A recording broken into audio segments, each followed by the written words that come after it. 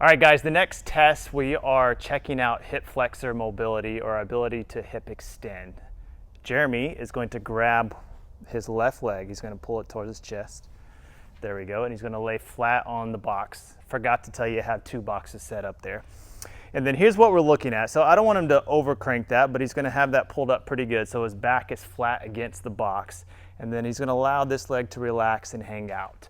A normal range of motion here is thigh should be at least parallel to the table or the floor, and ideally we're sitting at 90 degrees right there.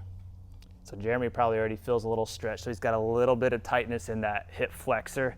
Again, make sure you test both sides, but the goal is, can I get parallel there? If not, we need to mobilize it. I'll make sure that's on there. Okay, so if you failed the hip flexor test laying down on the box, here's the best way to correct it. Some of you may already know this stretch, but I want to teach you some important nuances. It's what we call the couch stretch.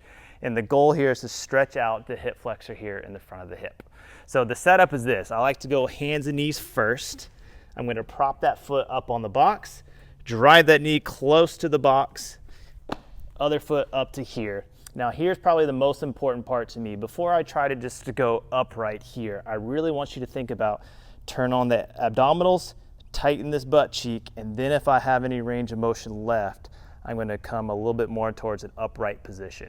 You should feel a nice strong stretch here in the front of the thigh.